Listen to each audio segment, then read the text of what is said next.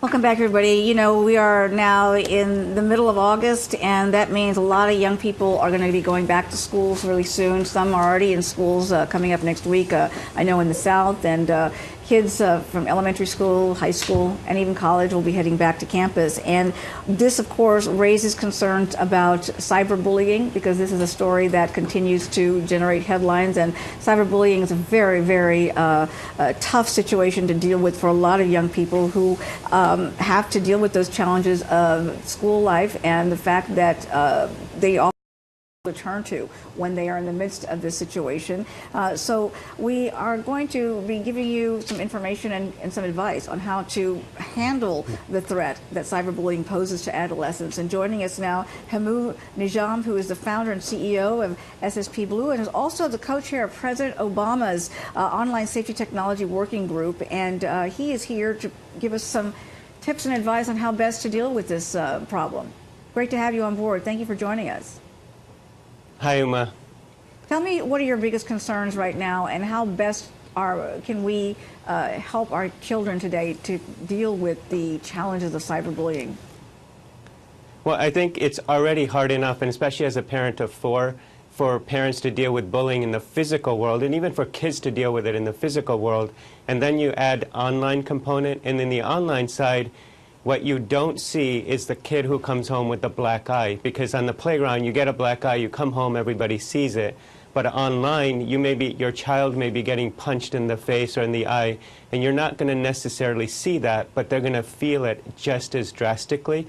And that's why, as parents, sometimes our awareness level needs to go up about what's actually happening in their online world while they're inside their bedroom in what we may think is a safe haven behind closed doors. Well, cyberbullying is certainly becoming more of a story, in that we are seeing the results, the tragic results that happen to some young people who are feeling as though they have no way to cope with this, and some young people have already, committed suicide over things like this, and which is really a tragic outcome to a situation that they feel is out of control.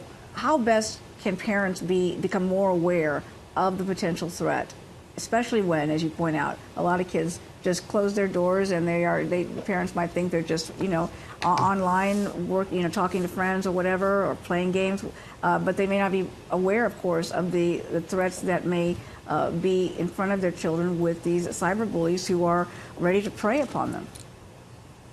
Right. Well, Uma, one of the things that I think parents need to understand is there's this attitude out there, or maybe it's a frustration out there, where parents are feeling like, I give up, I have to lean back and be a parent, I can't do this anymore. And I think what we have to do is become lean forward parents and get engaged. And in the technology side, as much and as daunting as it may seem, and in fact, your best educators in technology are sitting inside your house, and that is your kids. And one of the things that kids love to do, and I know mine do this all the time, you ask them something, they love to teach you because, your father doesn't know something they do, or your mother doesn't. That's exciting to them. So as a parent, engage your child in an online conversation. What are they doing? What do they do when they go online? What sites are really hot right now? Where do they go visit? What kinds of things are happening? And during that conversation, bring up the topic of, well, what if somebody bothers you? What if something is happening? What if it happens to your friend? What would you do? And you will be surprised at how much info they'll give you about what they do know. But during that process, you can do what you do every single day as a parent in the real world and teach them safety lessons. Because it may be online, but the physical lessons about safety actually apply online just as well. I'll give you a simple tip for kids who understand this. Would you, as a child, go in front of your school assembly and tell the entire school what you're about to do to another child or a kid in your school? And if the answer is no, then why would you do it online? Or maybe even post something at the bottom of their computer screen. Would you want something like this to happen to you? And oftentimes kids are like, no, why would I want anybody to do that to me? That's horrible. But what if you're the victim of the cyberbullying? But what if you're the one that's being bullied? What about, how do you best deal with that, as opposed to, obviously you have to inform your kids about why it's not cool to do that, to become a bully in the online world. But what about those who end up being the victims? Well, I think one of the things that people who are being bullied have to understand is there is help out there. But step one on the online side, number one, don't retaliate. Use the functions that many sites already have to block the individual and save the information. Oftentimes as parents we say whatever you leave online could haunt you forever.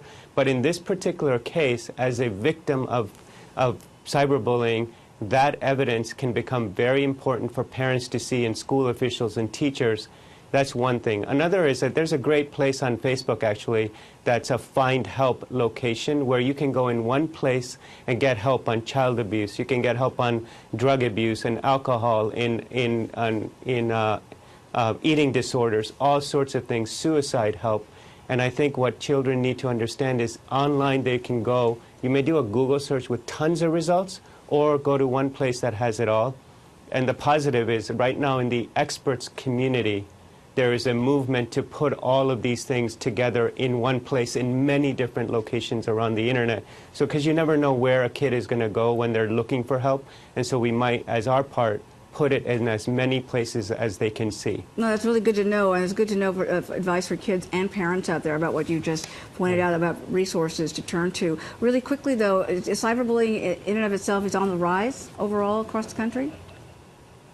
Well, I think it's on the rise in the sense that more people are using technology as part of their day-to-day medium. And if they're bringing in their physical into their online, you're definitely going to see an increase. Does that mean that there's a whole bunch of more bullies out there? That's also quite possible until society starts understanding that what you're doing online is just as harmful as what you would do physically, and therefore behave the same way, be as respectful, be as kind to other individuals as you would want them to be to you. All right.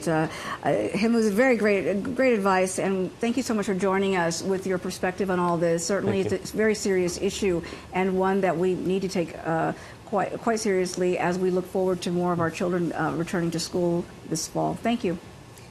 Okay, we are